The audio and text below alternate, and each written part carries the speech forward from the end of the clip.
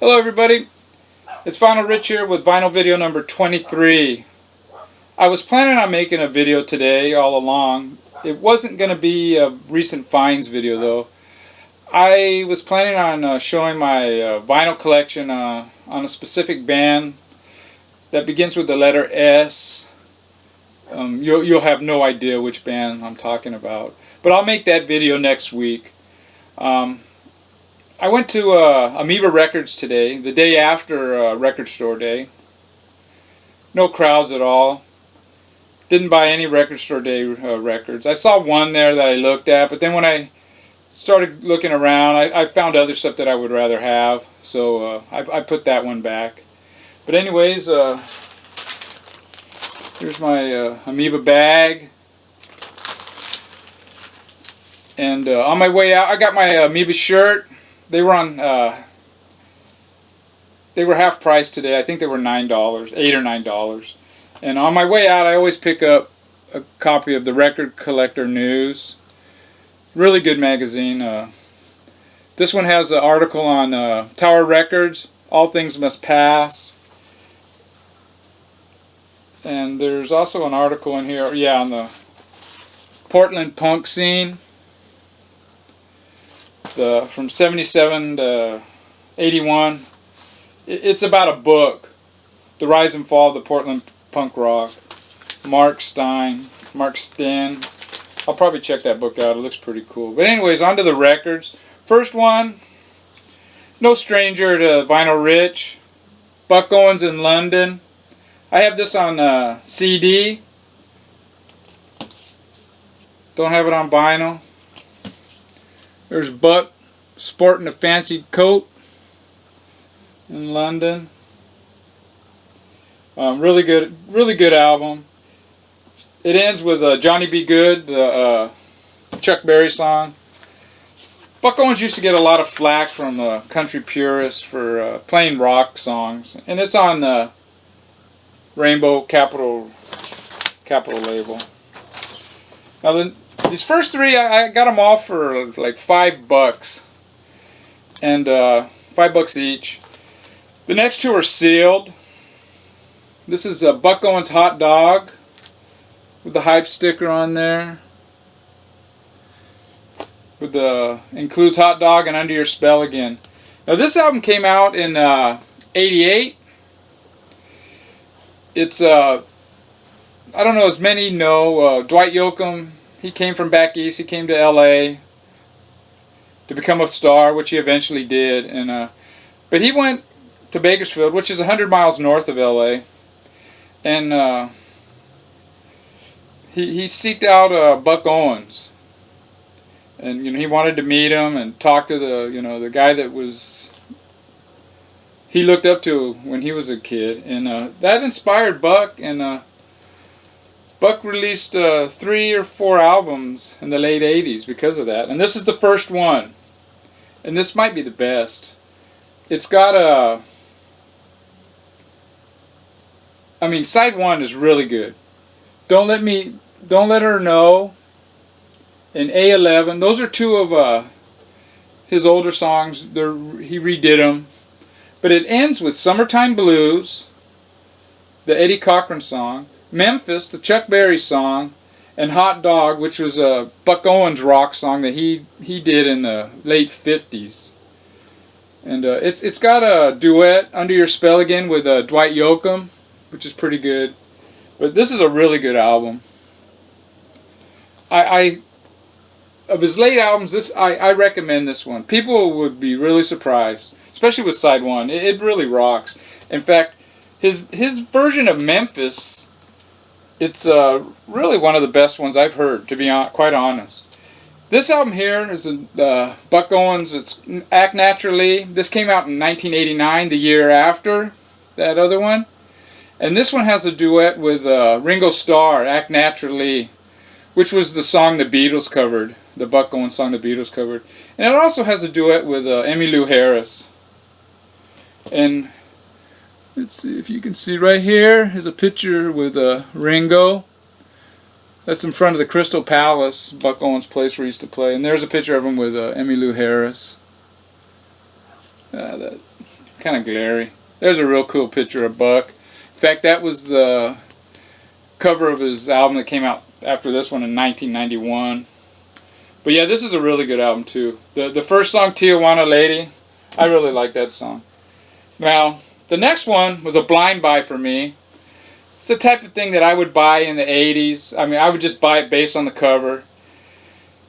But records nowadays, it costs a little bit more than they did back then. Back then, I could get a record $4 or $5. This one wasn't much. But so I did look it up on the internet. And they're a band from Spain, Madrid, Spain. And they're called Bitch Witch. And I did look them up on YouTube, and I listened to a song inside the store. I couldn't hear it very well, but I kind of put it to my ear just to see, and oh, I go, yeah, this is cool. This is the back. I mean,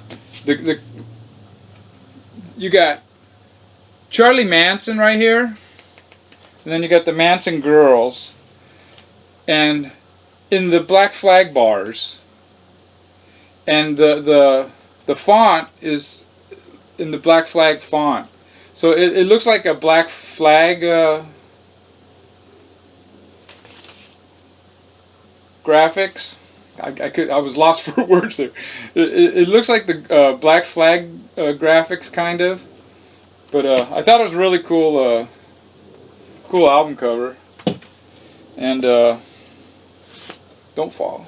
It comes with this insert with it looks like all the lyrics to the songs. It looks like their songs are pretty scarce with lyrics. They're not a lot there, if that's what this is. I haven't heard any of these albums. Like I said, I bought these today, and it's on black vinyl, custom labels. That's the one side, and then the other side's got a picture of our favorite Charlie. Rich. Anyways, that seems like it'll be a pretty cool album. Now this next one is the one I paid the most for. It's Neil Young, Time Fades Away. It was $20. This album, he hasn't re-released it. It's not available on CD. Supposedly Neil Young hates it. And for the life of me, I don't really know why. I mean, somebody showed this album not long ago. I don't know if it was Doug A or not. It could have been Doug A. And he said that Neil Young didn't like the quality or the sound quality on it, but which I find kind of odd because, I mean, Neil Young's records, they're not really audiophile material, you know. I mean, they're pretty raw, a lot of them. But anyways, this is a pretty cool. It's a good album. It's a live album, recorded in, I don't know, 73, and it has David Crosby and Graham Nash on a few of the songs as backup vocals, and it's on the Reprise label. And it comes with this lyric sheet. This is very fragile. It's almost like on a newsprint. Let me be careful when I open this. It's like on newsprint paper. So the paper has yellowed. It's quite frail. So I got to be kind of careful opening this. But it's got this giant lyric sheet. I'll fold that up later. Which is pretty cool. Now, the next two were more up the Hog's Ears reports alley. And this is the Chocolate Watch Band. It's in stereo. It has a little bit of a seam split on the top. And it's on, it doesn't have a label. It's CW5096. I looked it up on Discogs. It's a reissue bootleg. I haven't heard it, so hopefully it's good sound quality. I've been looking for a chocolate watch band, and gee, man, the originals of this are in the hundreds of dollars. And, I mean, eventually I'll find some originals. And the label's really cool. This is the one side, and then the other side has, this are the songs. Oh, it's No Way Out. This is a chocolate watch band, No Way Out. Now the last record I'm going to show, it's on Midnight Records. Dementia 13, I believe is the band. Yeah, Dementia 13. This is a Ohio 80s garage rock. Really cool cover. And this is an import from France, of all things. I haven't heard this. Like I said, I just got these today. But yeah, I love that 80s garage revival. I really like that stuff. I went to quite a few, say a half a dozen shows of that type of music, at least.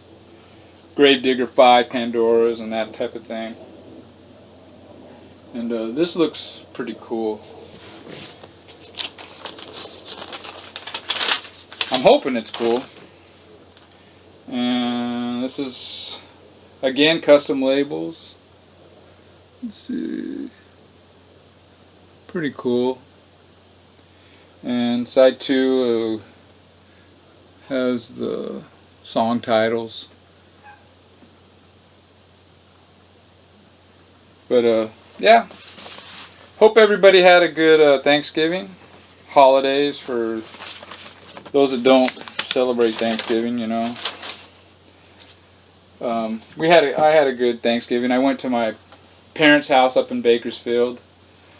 It was funny, I think it was a couple of years ago, we went up to my mom and dad's. We've been there, I think, the last 3 or 4 years for Thanksgiving.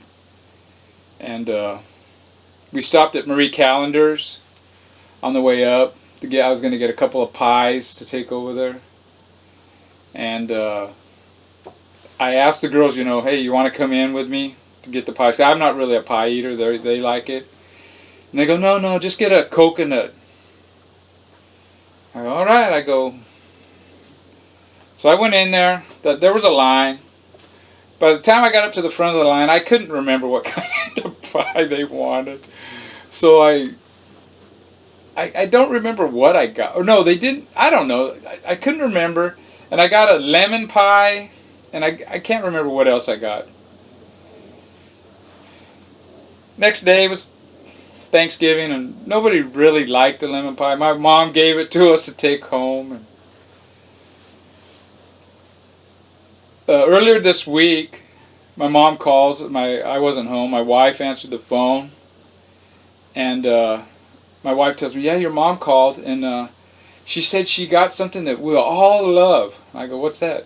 And my wife goes, "A lemon pie." And I go, "Isn't that the pie that you guys don't really like?" And she goes, "Yeah."